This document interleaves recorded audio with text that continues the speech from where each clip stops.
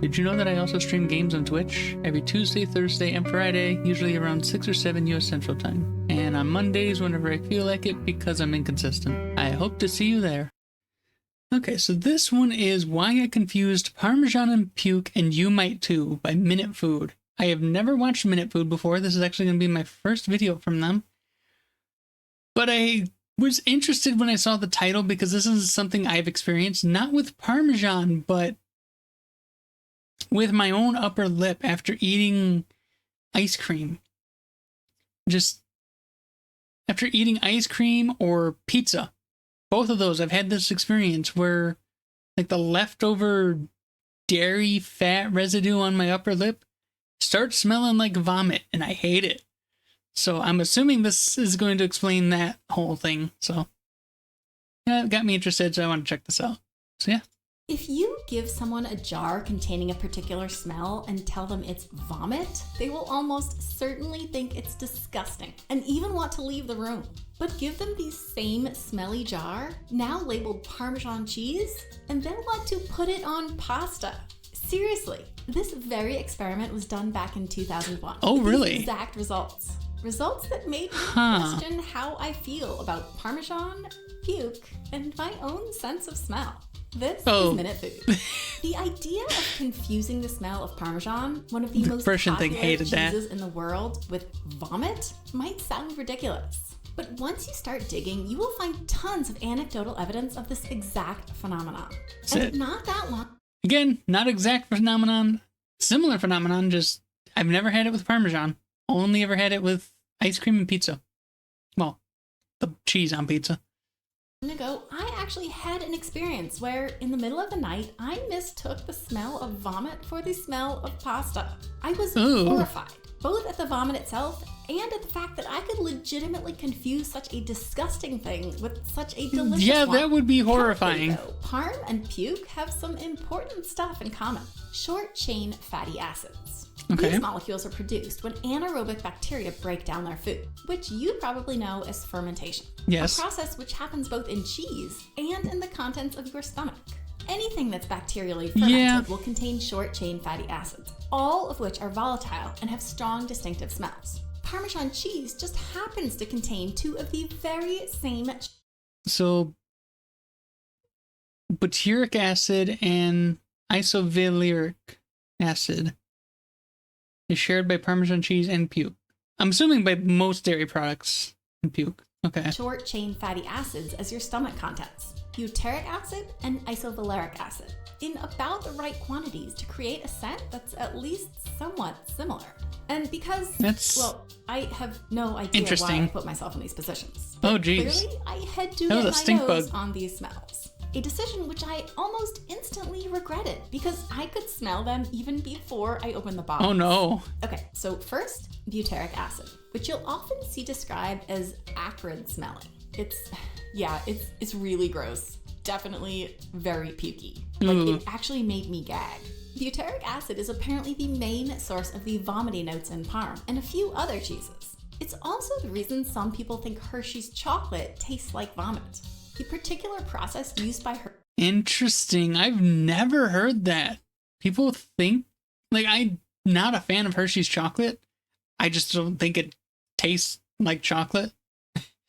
It tastes mostly like sugar to me. But to say it tastes like vomit is interesting. Hershey's produces butyric acid. If you're interested in the details on that, Adam Ragusa made a great video about it. The second smelly substance shared by puke and parm is isovaleric acid, which was also bad, but not nearly as bad. It's cheesy smelling, but in like a toe cheese kind of way. Oh. Which makes sense because isovaleric acid is also responsible for stinky feet. Which means it's also the main contributor to the smell of Limburger, because that's why Limburger smells like stinky feet. But also Limburger is cultured using I think it's a bacteria, might be a fungus that is also found in people with athlete's feet, if I remember right. Bacteria on your skin produce it as they feast on the amino acids in your sweat. If you mix up a dash of butyric acid with a bit of isovaleric acid, this is the mixture used in the experiment, you get something that, I agree, definitely resembles vomit. Like, I would have no problem believing that was puke. But was it also parm? If I put myself in just the right mindset, I could maybe kind of recognize Parmesan in it. The real stuff, though, is way more mellow, complex, and it just smells better. So maybe if you dilute... Okay, before she gets there, so the fact that you say a more mellow makes me think if you dilute this mixture, just add a bit of water to it, or something to it so it doesn't give off as much of the odor at once, it might start smelling more like parm. It's like the stuff they used to make fake grape flavor is actually a bird repellent when used in like industrial concentrations. But if you dilute it way the hell down and soak produce in it for just a couple minutes, it will actually make them taste like grape. But it's only when it's heavily, heavily diluted. It's apparently absolutely disgusting in high concentrations. That's how they used to make graples before that company stopped being a thing, if I remember it. Maybe an hour later, I went back into my kitchen where I'd smelled all this stuff, and there was a lingering scent that I absolutely could have mistaken for Parmesan cheese. It seems... Okay, that makes sense. The lingering scent would be more mellow.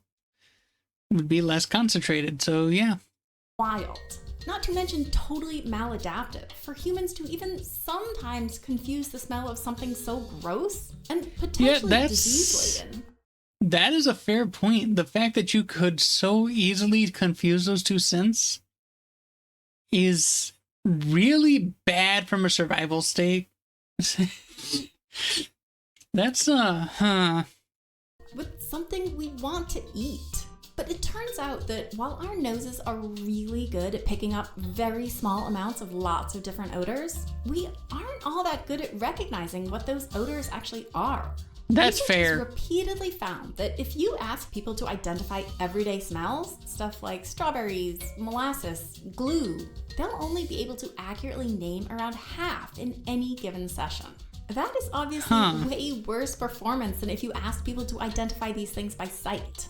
In most cases, smelling seems to be a secondary sense for humans. Smells are usually accompanied by other information that helps clue us into what we're smelling. Like if an acrid, cheesy smell is accompanied by the sound of puking, or puke itself, it's probably puke. If it's at an Italian restaurant, it's probably cheese. Hopefully, it's cheese. So your surroundings create some expectations of what a smell might be. But if those cues or expectations are absent, like in my waking in the middle of the night experience, or when they're artificial, like in that experiment, or even when the signal is subtle, like when some time had passed after my sniffing session, our not that great smell recognition means it's possible, maybe even easy, to mistake two smells that are even somewhat similar. Some people also seem to be particularly prone to noticing certain volatile compounds, like those shared by soap and cilantro, or even parm and puke, for reasons that are either intrinsic, like genetic mutations, or learned, like through life experiences. Yeah, I have the cilantro problem. For better or worse, now include this video. I don't think that should actually ruin Parmesan cheese for you, though. It's not going to. Parmesan is delicious in large part because of these slightly funky notes from those short-chain fatty acids, just like lots of other slightly funkified foods. Plus, since you're much more able to smell butyric and isovaleric acid than you are to taste them, parm doesn't actually taste like puke. If, for whatever reason, you are sensitive to the pukey notes in parm, you don't have to give up on it. As Parmesan ages, those bacteria break down more and more milk fat, producing more and more butyric and isovaleric acids. So younger parms will be less pukey than more aged ones. I thought she was going the other direction. That I thought she was going to say just eat very aged parm. But no, that actually would be the opposite. You want a very young parm. Okay. Reach for the stuff in the green can either. While that tends to be pretty young, so it isn't particularly pukey from the get-go, because it's pre-ground, it is really prone to going rancid, a process which also releases short-chain fatty acid. Yeah. Here's the thing, if you didn't know, you should, if you buy the green can, which you shouldn't, you should keep it in the freezer. It is technically a dry cheese, so generally it won't get moldy unless you like leave it out on a humid day. But to keep it the freshest for the longest time without going rancid, you keep it in the freezer. Like, because it's such fine particles, it takes no time at all for it to heat up, especially if you're sprinkling it on hot food. So it's not going to affect anything other than it lasts longer in the freezer. Like, way longer, like basically indefinitely in the freezer. Including butyric acid. But except for the really egregious cases, I am still a big fan of parm. And this is what I buy. These containers of shredded parm. Because they don't contain all the anti-caking agents, which is basically just superfine sawdust. But it is still quick and convenient to just grab it out of the fridge, or grab it out of the freezer and sprinkle over stuff. And again, the shreds are small enough they'll heat up and melt, even from frozen, pretty quickly on some hot pasta sauce. Basically all its forms. After all, complexity is a big part of what makes food so interesting. Absolutely. So pass the pasta, will you? Okay, so the postscript to this video is that even a few weeks later, that lingering maybe parm, maybe vomit smell in my house has proven remarkably difficult to get rid of. That doesn't surprise me because you have you have the concentrated chemical form of those smells, so yeah. And our ability to detect smells wanes off, like, reverse exponentially. Like, we can pick up on smells from very small amounts of stuff. Like, very, very small amounts can still trigger us to register the smell. So having the concentrated chemical form of those smells around, yes, it would take a long time to get that smell out. So consider this a public apology to my family, but also a promise to all of you that we are committed to making deep dives into all things food and cooking, even if I regret them later, and even if no sane company wants to sponsor them. If you want us to keep being able to do this, there are a bunch of ways you can support us. First, subscribe and send our videos to other I'm definitely going to subscribe. I think this will be a fun channel to keep an eye on. Join us over at Patreon or right here as a YouTube member. You'll get gorgeous printables, discount merch codes, early access to our videos, those are interesting, and warm fuzzy feelings. Wait, let me see that. Umami cheat sheet. Rich in nucleotides, rich in glutamides, I'm assuming rich in both. Gives umami, multiplies umami. Interesting. Okay, so nucleotides multiply umami, and glutamatides give umami. I'm trying to see here. So I see soy and fish sauce, tomatoes, ham, mushrooms, broccoli, corn. Is that grape juice? Peas? Beans? I can't see what that is. So the thing in both nutritional yeast. I've heard so many people say use nutritional yeast for giving cheesy flavors to things.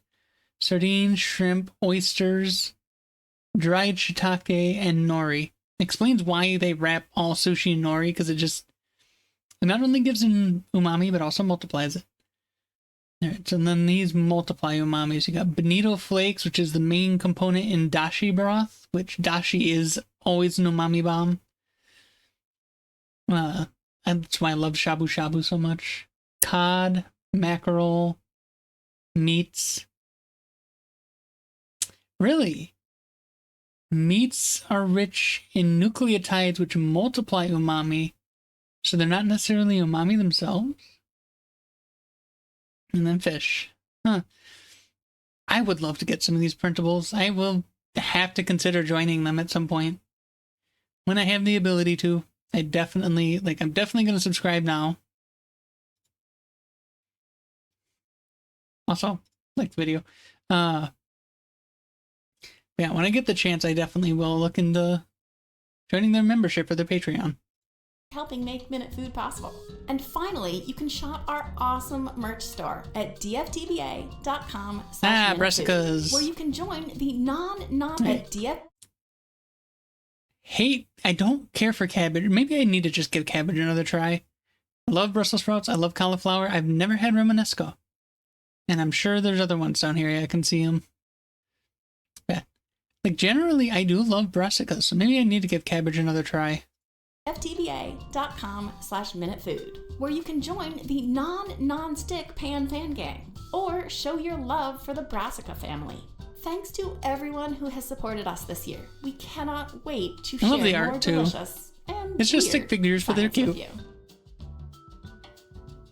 Yeah, that was interesting. So, yeah, I never brought up my specific experience, but it does kind of basically explain it.